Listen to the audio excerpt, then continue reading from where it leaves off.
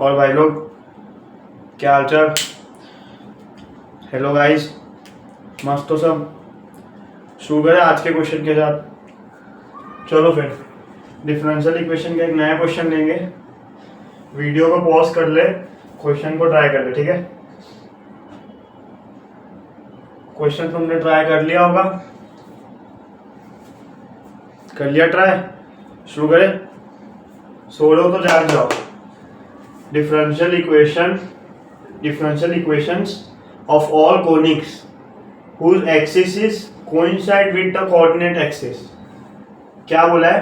Differential equation निकालनी है all conics की। कोनिक तुम्हें पता है क्या होता है, बचपन में पढ़ा है ना। whose axis, कोनिक के एक्सिस होते हैं, ये भी हमें पता है।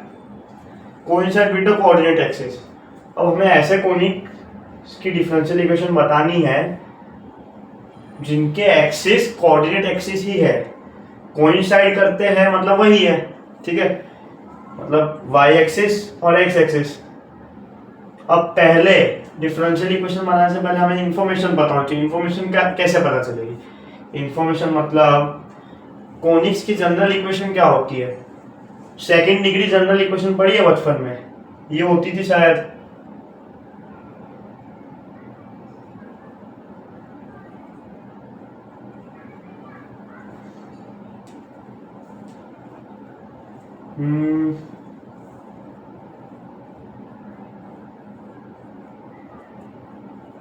ये होती थी ना सेकंड डिग्री जनरल इक्वेशन।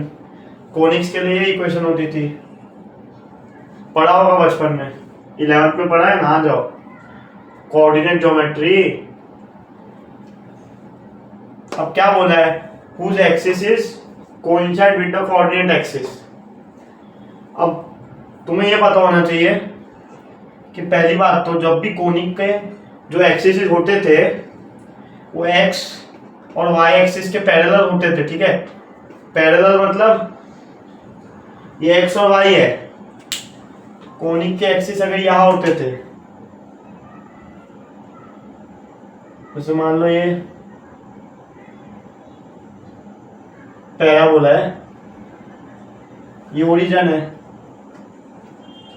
जब भी कोऑर्डिनेट एक्सिस और कोनिक के एक्सिस पैरेलल होते थे, पैरेलल मतलब कोनिक का एक एक्सिस एक्स एक्सिस के पैरेलल है और दूसरा एक्सिस वाई एक्सिस के पैरेलल है, तब क्या होता है? ये टर्म जीरो हो जाती है, ठीक है। ये टर्म तभी एग्जिस्ट करती है जब जो एक्सिस है वो पैरेलल नहीं हो या कोइंसाइड ना हो रहे हो, कुछ एंगल पे हो। समझ आ रहा है? ठीक है, ये सब की जरूरत नहीं है, फिर भी बता रहा हूं मैं। दूसरी बात, अब जब कोइंसाइड कर जाते हैं तब ये भी जीरो हो जाते हैं। जीरो हो जाते हैं मतलब जी जीरो हो जाता है और एफ जीरो हो जाता है। जी और एफ जीरो कब नहीं होते? जब कोऑर्डिनेट एक्सिस नहीं होते, कोनिक के एक्सिस होते हैं जो, लेकिन ऐसे एक्सिस होते हैं जो कोऑर्डिनेट एक्सिस के ही पैरेलल हो। मैंने क्या बोला? पहली चीज मैंने बोली कि ये एच वाली टर्म जीरो होती है जब कोनिक के एक्सिस कोऑर्डिनेट एक्सिस के पैरेलल हो, ठीक है। तो इसको भूल जाओ। अब हमने मान लिया कि पैरेलल वाला केस ले रहे, ठीक है। अब पैरेलल में भी केसेस आएंगे। पैरेलल में केस ऐसा आएगा, पैरेलल में भी अगर तुम सोचो या समझो, जब कोइंसाइड कर जाते हैं, पैरेलल कोइंसाइड भी तो पैरेलल ही होता है ना यार, ये देखो, है ना। पैरेलल वाले केस में जब कोइंसाइड हो जाता है तब जी और एफ भी जीरो हो जाता है, ठीक है। उनको जीरो कर देंगे। हम डायरेक्ट भी चालू कर सकते थे, इक्वेशन सिर्फ इतनी बचती है। अब इसमें 3 वेरिएबल दिख रहे हैं, 3 का काम नहीं है। क्या करो, ऐसा फॉर्म में लिख लो इसको, -c से डिवाइड मार दो,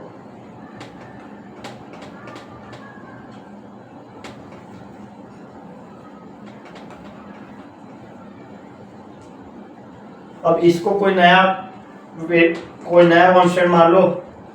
आर्बिट्ररी कांस्टेंट्स में कहानी चल रही, ठीक है, मुझे नहीं पता। अब ये क्या किया मैंने,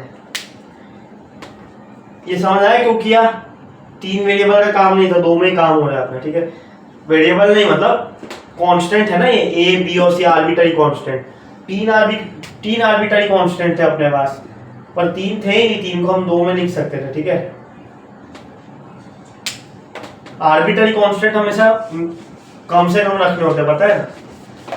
अब ये तो मैंने डिराइव करवाया, ठीक है, इसकी कोई जरूरत नहीं थी, हम डायरेक्ट यहां से भी चालू कर सकते थे। अब रिजल्ट तुम्हें क्या याद रखना है, पता हो पहले से तो बहुत अच्छी बात है। रिजल्ट हमने ये निकाला कि ऐसे कोनिक्स जिसके एक्सिस कोऑर्डिनेट एक्सिस के से कोइंसाइड करते हैं, उनकी इक्वेशन डायरेक्ट ये लिखनी है अगली बार से, ठीक है। ax square plus by square equals to 1। अब यहां से हमें डिफरेंशियल इक्वेशन बनानी, कैसे बनाएंगे, कुछ नहीं, दो आर्बिट्ररी कांस्टेंट है तो हमें दो इन्फॉर्मेशन चाहिए तो दो बार डिफरेंशिएट मारेंगे, देखते हैं कैसे करेंगे। पहली बार करो, दोनों साइड को x के रिस्पेक्ट में डिफरेंशिएट कर दो। a कांस्टेंट है x स्क्वायर का 2x, a as it is, ठीक है। x स्क्वायर का x के रिस्पेक्ट में 2x होगा और x का x के रिस्पेक्ट में 1 हो जाएगा, ठीक है, प्लस y स्क्वायर का हो जाएगा 2y, b तो कांस्टेंट है, फिर y का x के रिस्पेक्ट में हो जाएगा dy बाई डी एक्स, 1 का डिफरेंशिएशन 0 हो जाएगा, कांस्टेंट है। अब यहां से a और b तो नहीं जाएंगे, है ना, एक बार और डिफरेंशिएट मारो, x के रिस्पेक्ट में चल रहा है कहानी, ठीक है। x का डिफरेंशिएशन 1 हो जाएगा, 2a एज इट इज, फिर इसमें दो बार डिफरेंशिएशन होगा, पहले y एज इट इज, ठीक है, ये पूरा term as it is, dy by d x का x के रिस्पेक्ट में differentiation d2y by d x square, फिर ये वाला as it is dy by d x as it is, इसका डिफरेंशिएशन करोगे 2b as it is, y का differentiation dy by d x आएगा, तो dy बाई डी एक्स एक पहले से है, ठीक है, एक और dy बाई डी एक्स आ जाएगा, ये लो dy by d x into dy by d x क्या बन जाएगा, dy बाई डी एक्स का होल स्क्वायर, इसलिए नहीं लिख रहा था वो।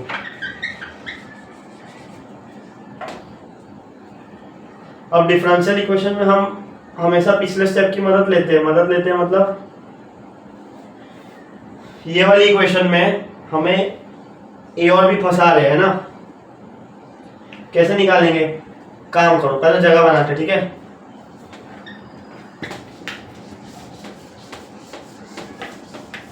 फंस रहे हैं हम लोग, क्या करो, इसमें से a बाय b निकालो या पटक दो, क्या कह रहा हूं मैं, 2 से 2 निपट जाएगा, x a बाय b, दोनों साइड b से डिवाइड मारा,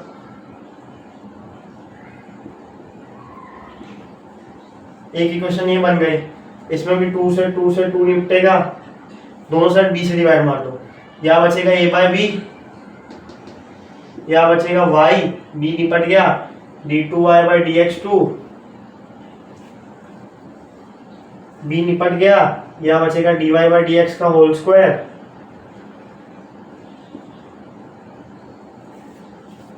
ठीक है, 2b निपट गया, यहाँ से 2 चला गया, ठीक है, डिवाइड मारा है, दो इक्वेशन ये आ गई। अब a बाई बी की वैल्यू यहाँ से उठाएंगे मतलब a बाई बी को सब्जेक्ट बनाएंगे, a बाई बी निकालेंगे और उसको यहाँ पटक देंगे, a बाई बी पटक दिया तो equation y x dy by d x और d2y by d x square के टर्म्स में बचेगी, और ऑप्शन में भी वही है।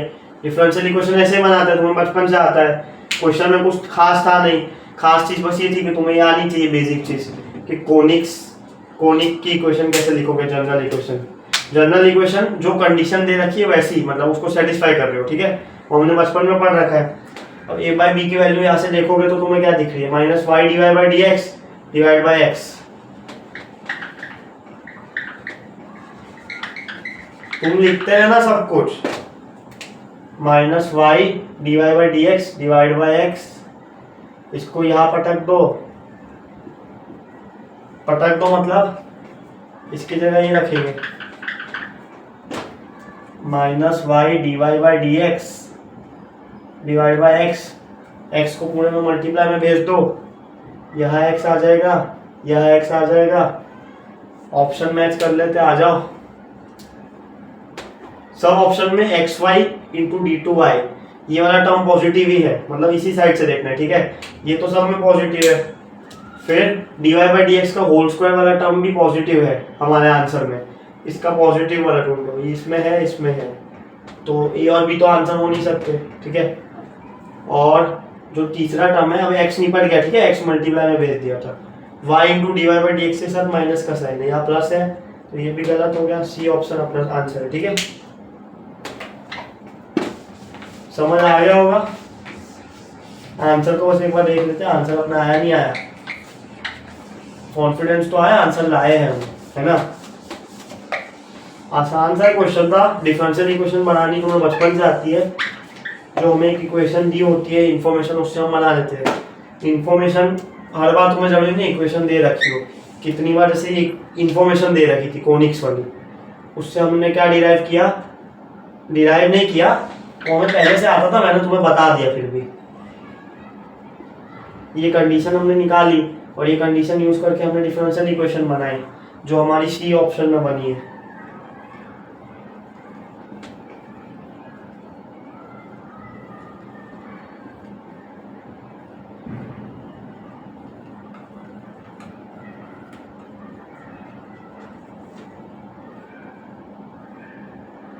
ठीक है, अपना आंसर आ चुका है सी ऑप्शन।